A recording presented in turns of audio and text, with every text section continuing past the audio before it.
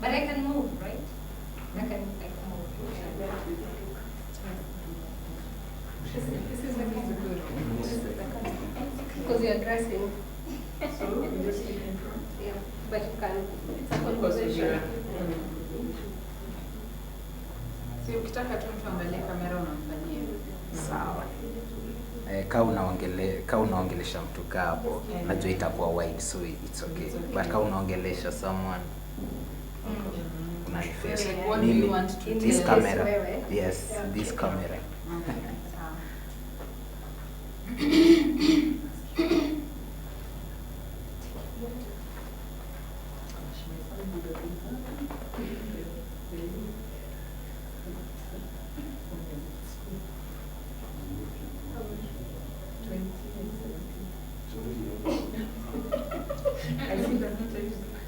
No, I know. It's work. Unasema kwako. What's up?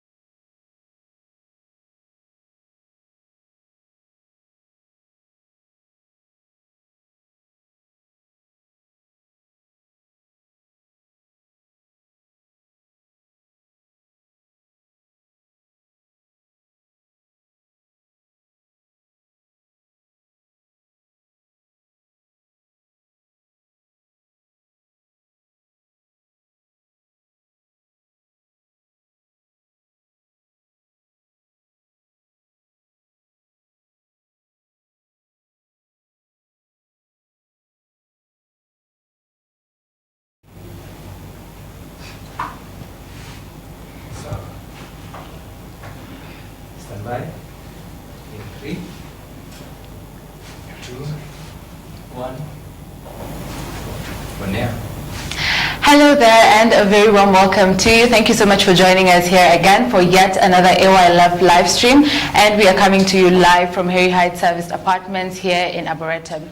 Today being the 25th of March 2022, it is very important for us to wrap up the Women's Month with a very, very insightful and a very important conversation. And today we are going to be tackling the conversation of women in leadership.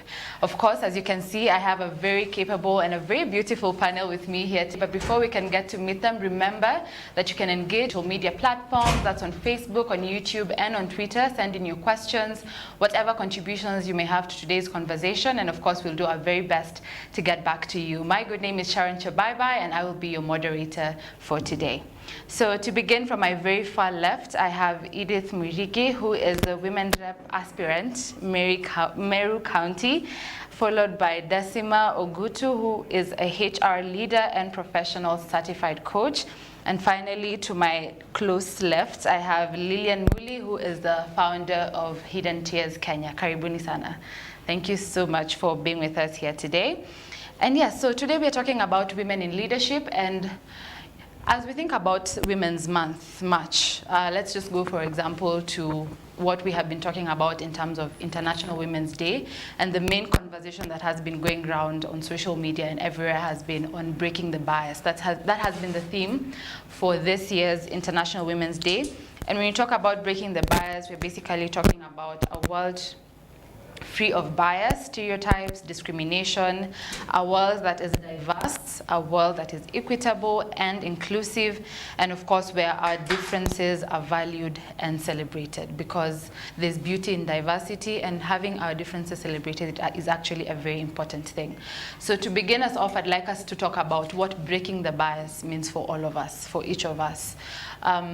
Now that, yes, we've been talking about breaking the bias, what does breaking the bias mean for you as an individual?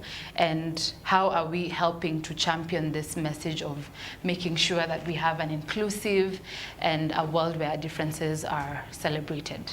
So Decima, maybe I can begin with you. Can tell us what breaking the bias means to you? Breaking the bias means a lot of things to me as an individual. But I think there's a lot of discussions around diversity, equity, and inclusion. And when we talk about breaking the biases, all we are asking for is for the diversity to be respected. And when we talk of diversity, we are looking at gender, we are looking at race, we are looking at ethnicity. Those are things that are easy to identify and say that I'll have a pool of women and this is the age group that I'm looking for. So diversity is easy. Inclusion part is where I believe that there's a lot of opportunity for us in terms of how we are going to break the biases. And when I talk of inclusivity is accepting and acknowledging that we are not the same. We are all different. And that stems from my life's experience. It could also stem from my education background. It could also stem from my personal beliefs and the biases that I bring to the table.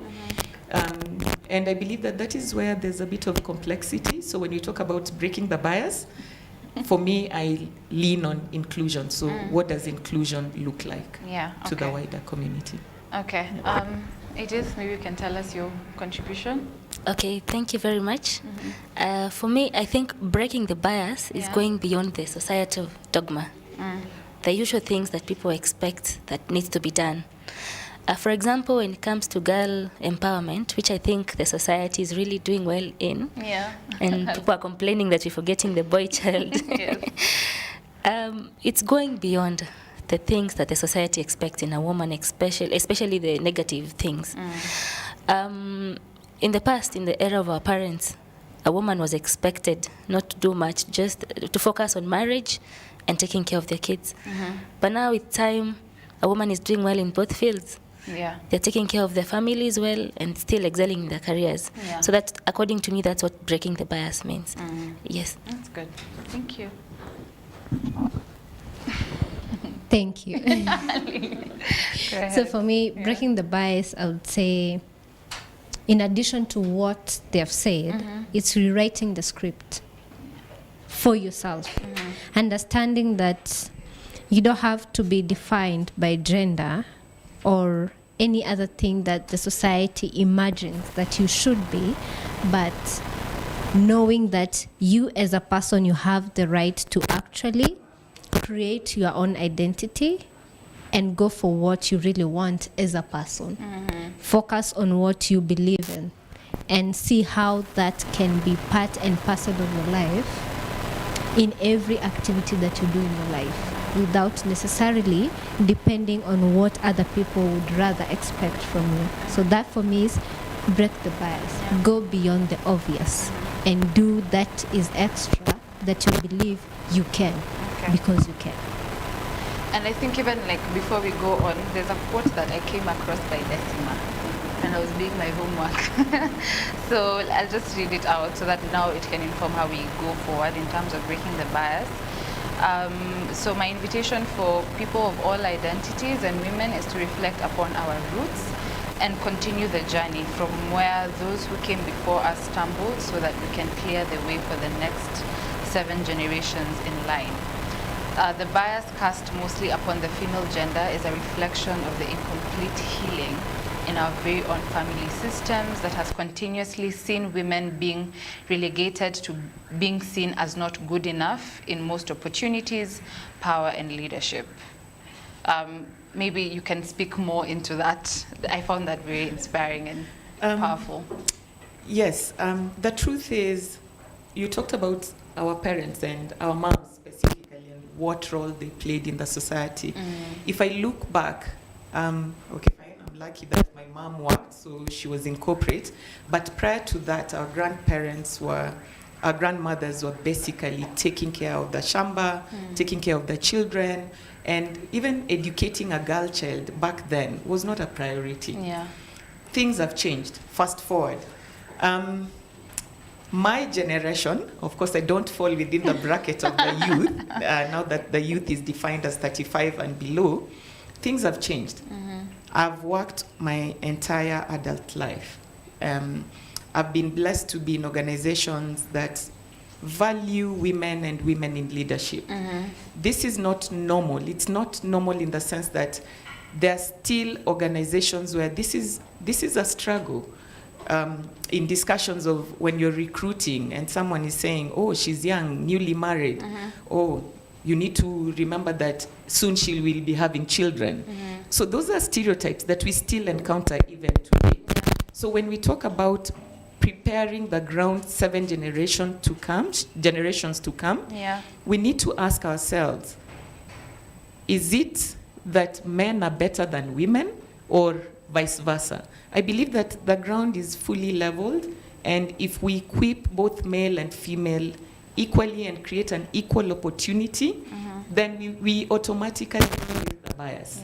When we talk about breaking the bias, I think as women, we are known and we've stood up to be counted, but there's some that are still left behind, in the sense that if we go to our rural homes, women, young girls are still going or experiencing some of those challenges that we witnessed or our parents witnessed years and years ago. And I guess that with the world becoming smaller, we are now able to reach quite a number of people. That is why we are having this conversation online. We need to step up, speak up, be counted, and of course continue breaking the barriers. I know there's the requirement that in each board we should have a women representative. If you're to do your homework, there are some boards that still do not have women. So when you talk about breaking the barrier, the law is there, but is it respected? Is a question. It's a question. And now that you've spoken into that, thank you for saying that. So now we are recognizing that even right now, even in this current generation where we are empowering the girl child, and we feel like, you know, there's a lot of education and information going around, we still have and circumstances where we feel like breaking the bias has still not been achieved. We still have places where we don't have inclusivity, like you've said. excuse me, we don't have inclusivity. So just to add on what Dasima has said, maybe we can just go ahead. What are some of the solutions maybe that we can come up with to challenge these spaces where we feel like, you know what, we still have a lot of work to do? What are there any solutions that we can come up with to mitigate this? I could go first. Yeah. I'll talk from my political experience. Yeah, sure. Women, there's a lot that needs to be done when it comes to the challenges women are going through in the political field. The society expects us to fight equally and fairly with men, but for instance, when it comes to political party membership, you find women struggling to obtain membership. Just don't even talk about the fee and everything. Economically we are empowered. We are getting empowered like men. But there are so many challenges when it comes to political leadership. I mean party membership. Yeah.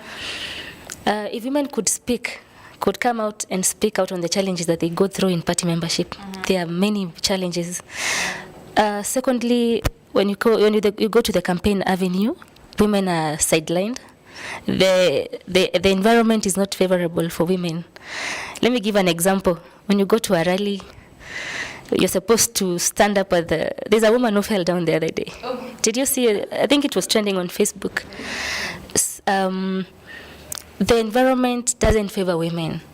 You expected, as a woman, you need to dress up like an African woman, but still step up on the cabin and address people. So those two things are conflicting. Yeah. You need to wear trousers and still you need to look like a woman. Trousers for your safety, dress to look like a woman. So it's conflicting. And just to mention, those are the challenges that women are going through. And things are not level for women, even as we compete for spaces out here. Yes. Thank you, Edith. So for me, I think I will go with the solution part. So I think it all starts from how are we speaking to our children right now and the young people. Are we still using the same language that was used before, or are we using a different language? Because it would be very lovely to use a different language that will lead us to seeing leaders in future, but not women who are leaders or men who are leaders. We're just seeing leaders, you know. If the conversation heads there, then we are heading the right direction. And then the other thing would be, if in our spaces we have men who truly believe that women should be in these spaces, then they should join in the conversation as well. Come in and say, you know, for the sake of my daughter, for the sake of a neighbor who is a lady and she's good in leadership, I'm going to back this up. Yeah.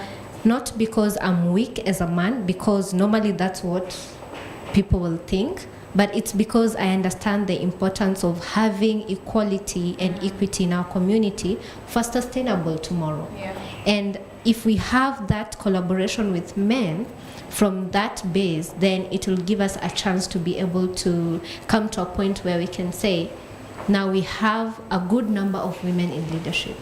And in this case, we can believe that leaders can be leaders regardless the gender. Yeah. Yeah. And then the other thing probably is just to say, before we had our communities dividing roles in the community, right? So women would stay home and do, you know, housework, Yeah. be the wife, cook and all that.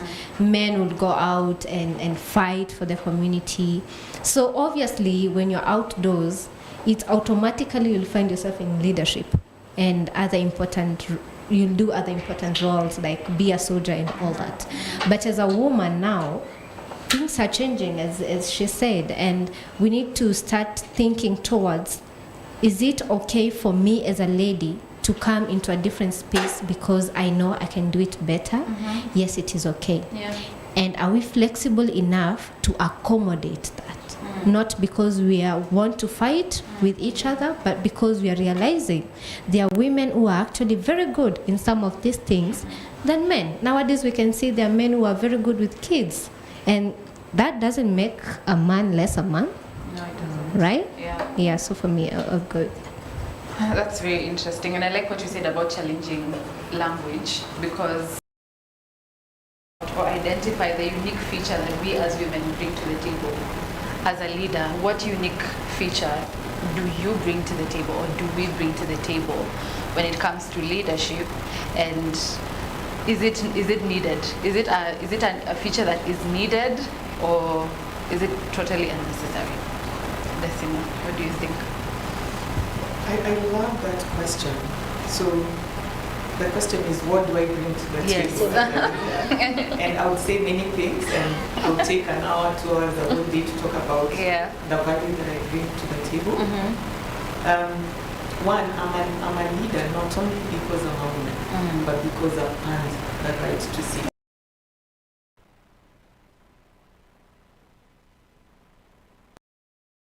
Be knowledgeable. You must have the ability and capability to articulate your points. You must be able to become a visionary leader. So when they're talking about strategy, you're not busy drinking tea. You should be able to contribute from a corporate perspective. So understanding the business strategy and being part and parcel of what the agenda that the organization is driving. Other than that, just being a female. Yes, we do. We bring color to the room. Other than that, also, women are known to multitask. Yes. Which I believe is a unique skill that we have. We are able to feel, so using your own intuition to feel and to gauge whether the mood is right and what to say. I believe those are unique features that women bring to the table. Of course, when I say multitasking, we are able to be wives, to be mothers, and to still be boss ladies within the corporate environment. So it's doable, and we can achieve whatever it is that we set out to do. I like it. It is. Thanks. In the political world, women survive, well, not very many women survive, but for those who survive, it's because naturally women are resilient. You know a number of women, in your circle you know a woman who's enduring marriage somewhere. She's not living marriage in as much as she's supposed to live because things are not working out. So you are very resilient and enduring. Secondly, in politics, men don't pay attention to detail. Right? Look at the representation in parliament. If you're very keen to the key issues that women bring across, no one is bothered. You know, like the other day, there's someone who was talking about nursing kids. There's a woman rep for, what do you call her? She brought a motion on a nursing station in workplaces. I think she didn't bring it up because simply she's a woman, but she noticed these small things that men cannot notice easily. So women are very attentive to detail. We are good managers. The best CDF, the few women that are MPs and leaders in various platforms are the best fund managers.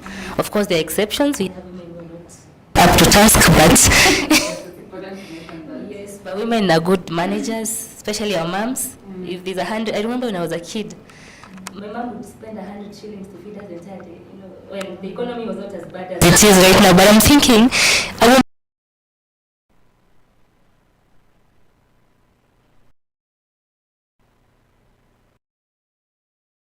so some succumb to it. Women know how to slither through challenges. If women could speak of the things that they go through in the political world, you'll be shocked. So we are able to, I don't know of a good term, but we know how to slither around challenges.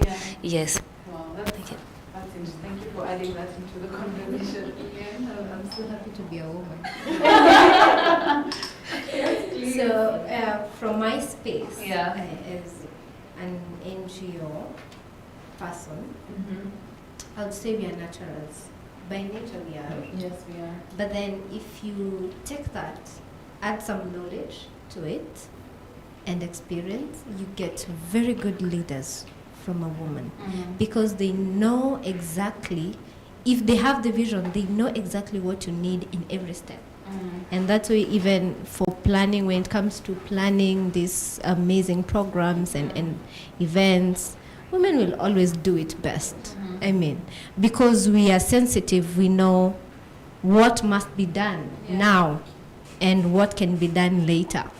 But when you give that to a man, he'll just do it the way it is in his mind. He'll not think about the third party, all right?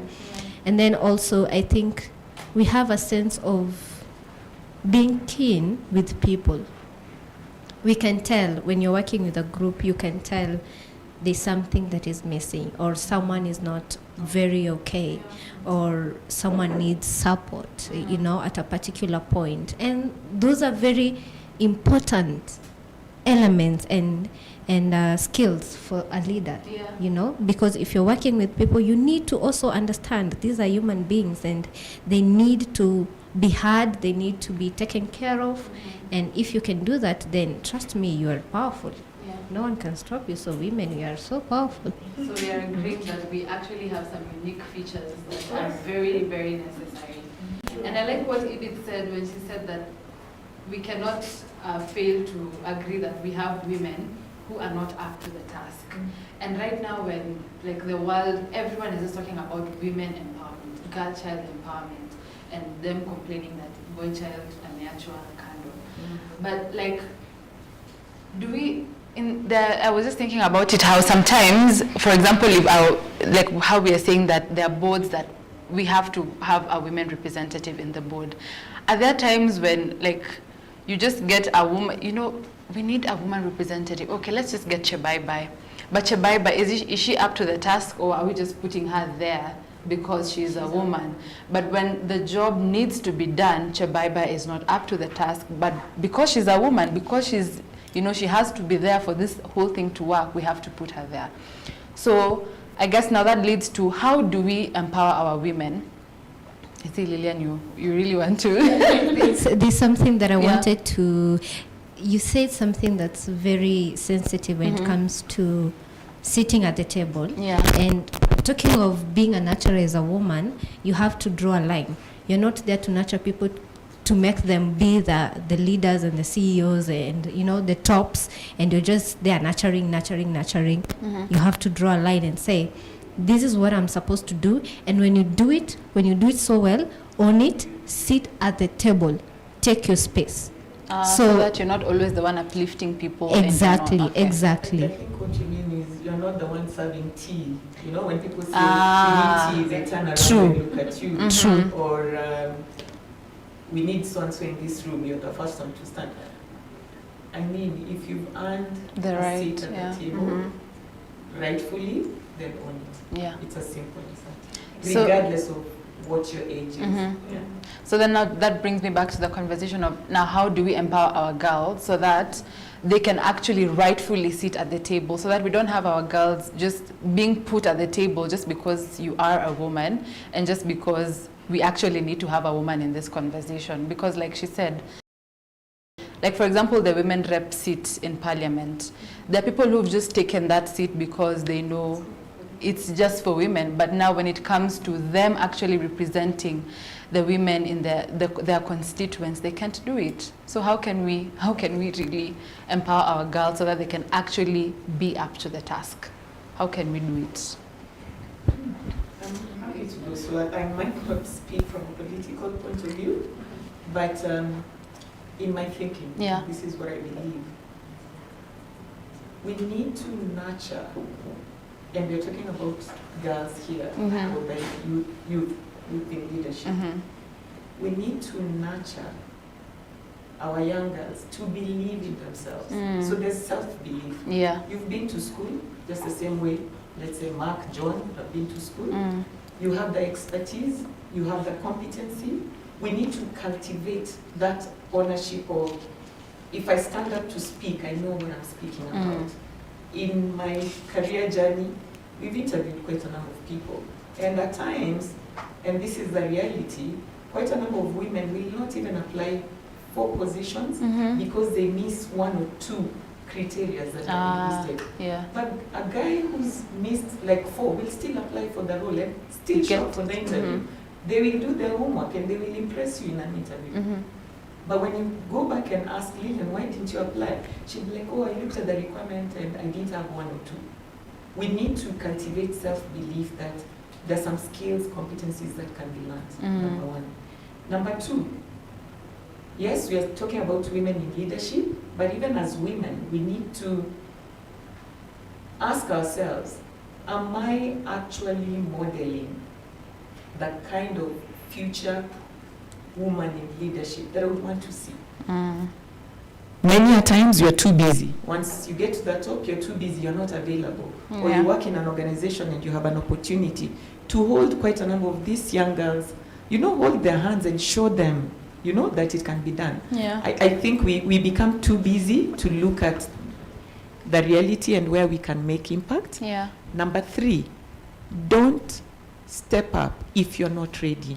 I'd rather you take time to build the skill and competency than step up. Yeah. Because a number of times also, a few people have stepped up and failed us miserably. And that is now where men will come back and say, but look at so and so. Ah, I can go on. Let me leave it there. Okay, let me take it from there. Empowering and encouraging young women and fellow age mates is one thing. Yeah. But do we offer a shoulder, a landing sponge for women when they fail? It's very important. I'll give you an example. Let's say in the corporate sector, a woman gets promoted to the managerial level and she's qualified, she has all the papers. The first people to say that she slept her way up are women, right? Yeah. Even if it's not women, maybe if men start that conversation, it's so hard to see another woman coming out to defend another woman in an office setup. In the like now, let me give my example.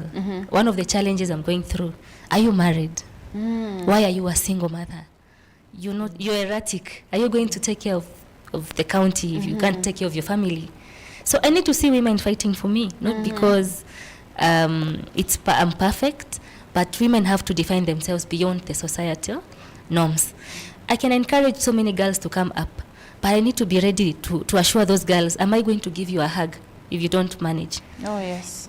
If I know someone is going to hug me and encourage me if I fall, I'll take the highest risk. I'll go for the presidency because I know there's a woman waiting for me down here to tell you, babe, you tried, right? Yeah. Secondly, we need the personal drive. I have to be driven to come out, for example, and go for a position as a woman, as a young person. I don't need someone to come and tell me, go for this post in politics. If I feel like I'm good enough, and I know there's a sister somewhere supporting me for this, not supporting me as such, but who will hug me if I fail, it will be easier for me to take the risk. My point is we need women supporting other women. Yeah. It's so easy to say we are empowering each other, we are feminists, it's women world, but when you get there, you at times you feel like you're alone. Yeah. Yes, that's the point I'm trying to drive home. Thank you. Thank you for that. I'm listening to you and I'm just saying in my mind, we have 3 levels of women in our society at the moment. We have those who truly believe that women deserve a space and they're pushing for it. And then we have those who are still 50-50. They're like, do we still want to do this or not? And then we have those who are still stuck with the, the previous generation script that a woman cannot be a leader in a company or a political leader or whatever. So I think it's a matter of also having a conversation and coming together and understanding that this is a different time and we need to do things differently. And then from there now we can have women supporting each other. But then also we can't ignore the fact that it also depends with the level of your studies. What do we call that? Your level of knowledge and understanding. Because to some people will understand why exactly it's important, some people will not because they are very rigid or something, but it's because of the level of understanding, right? But then the other thing probably that I would say is when I'm talking to a young girl, one of the things that I am very keen to mention is in whatever space you ever find yourself and you have a colleague or a partner and is a male, please treat them like a partner. You don't have to be small to be nice, because the nice girls never get the corner office. That's true, right? Treat them as a partner. Just be confident enough to know that you can be in a position to make decisions sober decisions, and you can run the show. Yeah? And that, I think for me, that will really, really help us get there. And then probably just the other thing to add on it is being able to have these intimate conversations with our young people and the youth. Because on Wednesday, I was having a session with young people, teenagers, and I could see they're really struggling to navigate what we are having right now in our society. People want you to do this way, dress this way, speak this way, do. That's people. Your parents, they want you to be, right? And then there's you that I want this. But because of all this noise, I'm not able to come out and say, you know what, I think I'm very good with videography or politics, because there's a lot of noise and we're not listening. So can we help our young people to just be who they want to be, not what we want them to be? And then from there, maybe now we can move into, in whatever spaces, now what can you do as a leader in that particular space? Can I add something? Yes, please go ahead. I have 2 teenagers, adult, young adult, and one is 20 and my other son is 17. And I am a modern parent, but I have traditional traits. So my children know when I'm mom, the friend, and when I'm mom, they're mom, meaning I'll never disown them, they're my children, and when I'm mom, the boss. And I believe that as parents also, and this is to both genders, we need to know which hat to wear. Children are seeking. I work with young adults, 14, 15, because of the nature of work that I do as a coach. And at times I listen to them and I'm like, you have parents, why can't they listen to children when they speak? Yeah. And I believe that when we are talking about empowering or building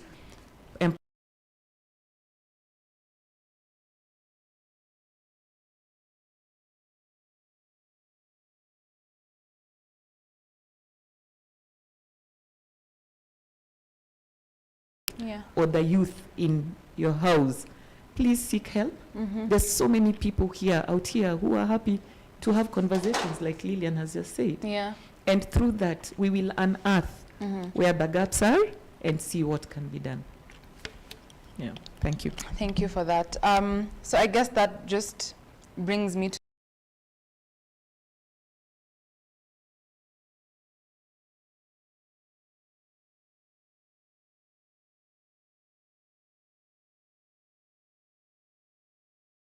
take leadership, but because of the stereotypes that are surrounding women in leadership, like the one that we mentioned of if she got a promotion, it just means she slept her way up.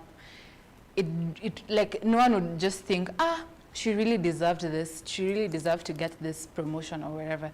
So just to go back to you, Decima, because I know you work as HR, what systems do we have, for example, now for you in the workplace that are actually supporting or just providing opportunities for women to grow and to actually be inducted into places and spaces of leadership? As I'd mentioned earlier, I just don't recruit because you're female. I recruit you because you meet the criteria, you have interviewed, and you deserve to be there. So by the time you're stepping in, you're not stepping in as a lesser employee. No. You actually deserve it, number one. Number two, within the corporate, the currency is relationship and performance. So you should be able to build relationships within the internal network so that people can actually see who you are and the value add that you bring. The second part is performance. So if you come in and you have KPIs and you're meeting your targets, then it's not